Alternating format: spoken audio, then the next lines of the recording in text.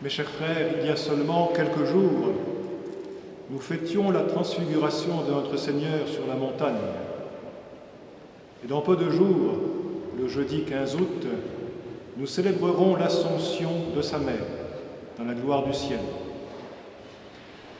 Manifestement, pendant ce mois d'août, où le soleil d'été brille dans toute sa force, l'Église souhaite que nous élevions nos yeux et nos cœurs vers les réalités du monde à venir, vers cette gloire éternelle que le Père a préparée pour ses élus depuis l'origine du monde.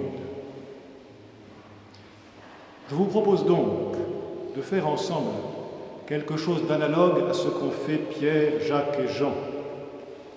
Comme eux, avec eux, nous allons gravir la Sainte Montagne. Avec les yeux de la foi, nous allons contempler la gloire du Dieu voyageur qui resplendit sur le mont Tabor. Avec les oreilles de l'âme, nous écouterons la voix du Père qui, du sein de la nuée lumineuse, rend témoignage à son Fils bien-aimé. Tes yeux, disait le prophète Isaïe, contempleront le roi dans sa beauté. Ils verront un pays qui s'étend bien loin. Oui, en ce jour-là, sur la montagne, des yeux mortels ont vu le roi des rois révélé dans sa beauté transcendante. Ils ont pu, pour un bref temps, plonger leur regard dans un pays si vaste que nul n'en connaît les limites, sinon Dieu seul. Je veux dire la vraie terre des vivants, le pays des réalités ultimes, le monde de la gloire, d'où la mort est bannie à jamais, où l'on n'entend aucune plainte, où ne coule aucune larme. En vérité, c'est une triple gloire qu'il leur a été donné de contempler dans le Christ transfiguré. La gloire de son corps, celle de son âme et celle de sa divinité. Considérons-les en nous arrêtant surtout aux deux premières. Et d'abord, la gloire de son corps. 6 jours après, écrit saint Matthieu, 6 jours après la confession de Pierre à Césarée, Jésus prend avec lui Pierre, Jacques et Jean, son frère, et les emmène à l'écart sur une haute montagne. Et là, il fut transfiguré devant eux. Son visage resplendit comme le soleil, ses vêtements devinrent blancs comme la lumière. Quelle est cette lumière plus éclatante que le soleil? D'où vient aux vêtements du Christ cette blancheur, dont saint Marc nous dit, dans son style pittoresque, qu'aucun foulon sur la terre ne peut blanchir de la sorte? Il s'agit effectivement d'une lumière, d'une blancheur qui ne sont pas de cette terre. C'est ce que la Bible et la tradition chrétienne appellent la lumière de gloire, une splendeur surnaturelle que Dieu seul peut donner et qui est le signe qu'il se rend présent à sa créature d'une façon toute spéciale.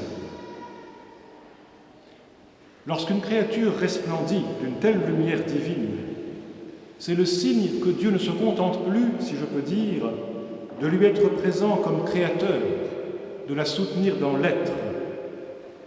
Il lui fait alors un don qui dépasse les limites de la nature créée. Il l'élève jusqu'à la faire participer à sa propre vie éternelle, autant qu'elle en est capable. Et s'il s'agit d'une créature corporelle, ce don divin aura un double effet. Il la rendra à la fois incorruptible et resplendissante. Le Dieu de gloire la revêt d'une force invincible à laquelle tout doit céder. Il lui donne une beauté qui ravit, qui fascine les yeux, plus qu'aucune beauté naturelle ne peut le faire. Tel était l'éclat du buisson ardent qui, aux yeux de Moïse, paraissait brûler mais sans se consumer. Telle était aussi la splendeur de gloire de la tente de l'Alliance au désert, lorsque le Seigneur daignait y faire sentir sa présence. Et telle était, bien plus encore, la beauté du corps et du vêtement de Jésus-Christ, lorsqu'il voulut bien, pour un temps, faire éclater sa gloire aux yeux de ses amis.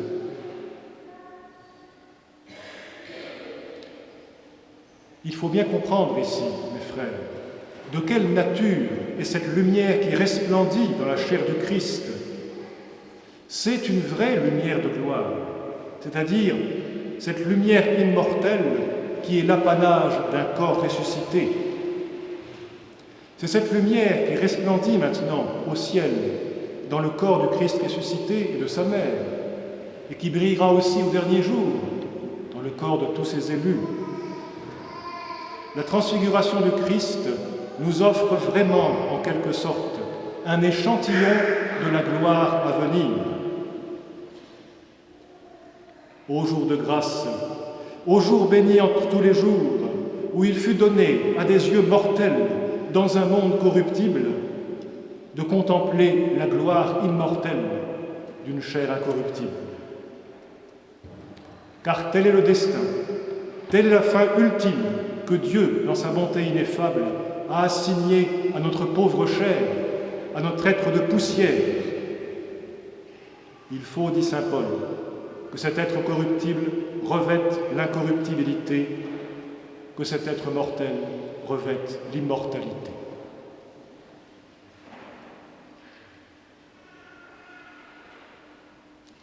Mais ici, une question importante peut encore être posée. D'où vient cet éclat surnaturel dont resplendit le corps transfiguré du Christ? Est-ce qu'il lui vient, pour ainsi dire, de l'extérieur? Est-ce qu'il brille à la manière d'une planète qui réfléchirait à la lumière d'une étoile? Certainement non. Cette lumière de gloire, c'est bien celle du Christ, la sienne.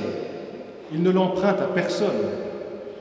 Autrement, Pierre, Jacques et Jean n'auraient pas pu dire qu'ils ont vu sa gloire sur la montagne. Alors d'où vient une telle gloire qui jusqu'alors était cachée? Saint Thomas propose une réponse très simple et très belle. Cette lumière de gloire qui resplendit dans le corps du Christ n'est rien d'autre que le rejaillissement dans son corps de la gloire qui habite son âme. Et celle-ci, la gloire de son âme, découle de sa gloire divine.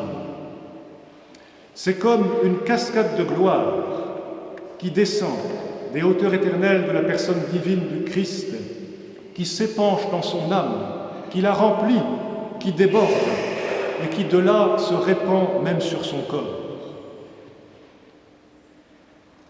Alors considérons encore un moment la gloire de la sainte âme du Christ, après avoir vu celle de son corps. Si le corps de l'homme est capable de participer à la gloire de Dieu, son âme l'est bien davantage. En effet, l'âme est plus proche de Dieu que le corps, elle est spirituelle comme lui. C'est par notre âme que nous sommes à l'image de Dieu, c'est-à-dire capables, comme Dieu lui-même, de tout connaître, de tout aimer. Qu'est-ce donc que la gloire de l'homme? Qu'appelle-t-on, dans le langage de la théologie, une âme glorifiée? C'est une âme que la grâce a élevée jusqu'à la rendre capable de voir Dieu lui-même, de le contempler dans sa gloire essentielle. Tel est l'état sublime des anges et des saints au ciel. Ils voient la gloire de Dieu, non pas dans le miroir des créatures, mais telle qu'elle est en elle-même éternellement, telle que Dieu seul peut la connaître par nature. Les anciens croyaient que l'aigle royal, entre tous les oiseaux, était seul capable de regarder en face le soleil. Sur ce point, ils se trompaient. Mais ce qui est tout à fait certain, c'est qu'en effet, les bienheureux ont des yeux spirituels assez forts pour regarder en face le soleil éternel de la gloire divine.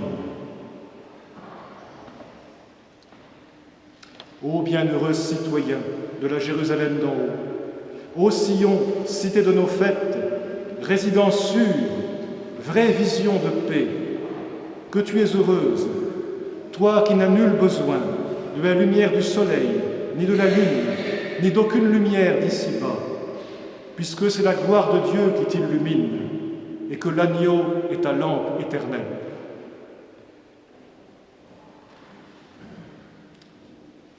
Mes chers frères, quand on en vient à un pareil sujet, on voudrait ne plus jamais le quitter. Eh bien, voilà une autre merveille.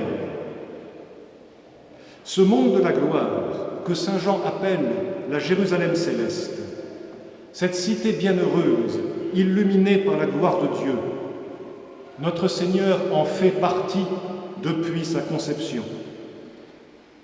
Bien mieux, il est lui-même, en quelque sorte, la cité sainte. Il en est le roi, il en est la porte, il en est la lampe. Il porte en lui-même cette cité bienheureuse dans son âme depuis le premier instant de son existence humaine. Oui, dès le premier instant de sa vie dans le sein de sa mère, alors que son corps vient à peine d'être formé par l'opération du Saint-Esprit, Jésus voit la gloire de Dieu face à face. Il connaît le Père, il se connaît en lui comme son Fils, il connaît l'Esprit Saint, avec une pénétration qui surpasse de beaucoup celle de tous les bienheureux. Par son âme, le tout petit Jésus, l'embryon Jésus, est déjà dans l'état de gloire. Il est déjà le premier, le plus glorieux de tous les hommes.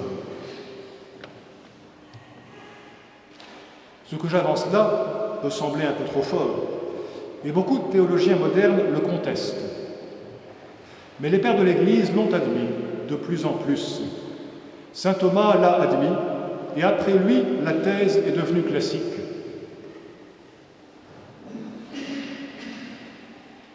Il avance en sa faveur deux excellentes raisons. Et d'abord, il faut toujours y revenir parce que c'est le cœur de notre foi, Jésus est vraiment Dieu, Dieu en personne. Sa personne n'est pas une personne humaine, c'est la personne divine du Fils de Dieu, assumant la nature humaine. Il n'est pas une personne humaine, élevée par la grâce jusqu'à Dieu. Il est le Fils de Dieu qui condescend à assumer jusqu'à lui notre nature. Dans ces conditions, comment pourrait-il ne pas connaître en toute certitude son propre mystère de Dieu fait homme? Comment pourrait-il connaître sa personne divine seulement par la foi? Il y a là quelque chose de profondément inconvenant, de presque impensable. Jésus ne peut pas seulement croire qu'il est Dieu, il faut qu'il le sache. Tout aussi sûrement que vous et moi, nous savons que nous sommes des personnes humaines, nous ne le croyons pas, nous le savons. Jésus ne croit pas qu'il est Dieu. Il le sait parfaitement, c'est une évidence pour lui.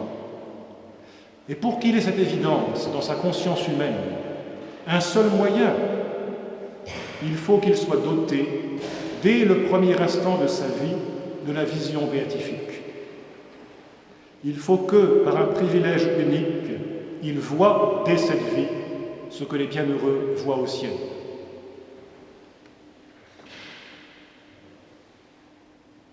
Voilà une première raison, et elle est déjà très forte. Il y en a une deuxième qui rendait très convenable pour notre Seigneur un tel privilège. C'est qu'il a reçu du Père la mission de conduire tous les élus à la gloire du ciel. Comme il le dira à Thomas, à saint Thomas, « Nul ne va au Père que par moi ». Il convenait donc qu'il connût lui-même parfaitement, dès cette vie, ce qu'est cette gloire où il nous conduit. Le bon pasteur doit connaître lui-même, par expérience et en toute certitude, le bon pâturage où il mène ses brebis.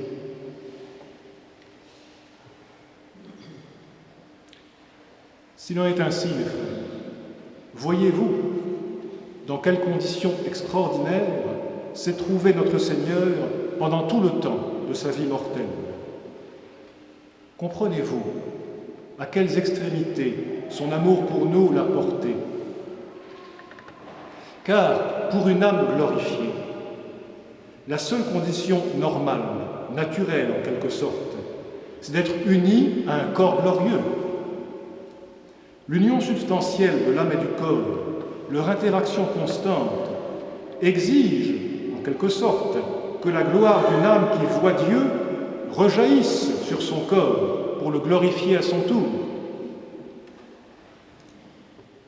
Or cela, cette gloire du corps, à laquelle Jésus avait plein droit, dès le début de son existence, il y a renoncé pour nous. Par sa puissance divine, il a empêché le rejaillissement de la gloire de son âme sur son corps. Et c'est qu'il voulait pouvoir souffrir et mourir, de façon à accomplir notre rédemption. Comme dit l'Épître aux Hébreux, au lieu de la joie, il a choisi la croix.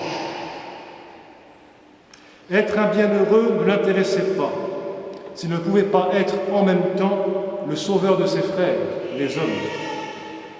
Il n'a pas voulu être immortel, à moins que nous ne puissions l'être avec lui et par lui.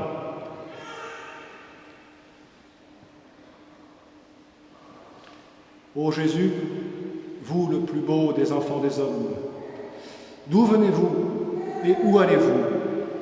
Si vous êtes du ciel, que faites-vous ici parmi nous, sur cette terre? Pourquoi, sur la montagne, en pleine gloire, vous entretenez-vous avec Moïse et Élie au sujet de votre mort prochaine à Jérusalem? Pourquoi, en descendant de la montagne, parlez-vous avec vos disciples des souffrances qui vont bientôt tomber sur vous?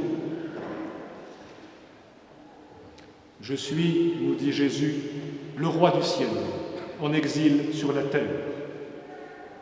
Je suis le Dieu éternel, devenu, par ma propre volonté, un Dieu voyageur, un Dieu mortel.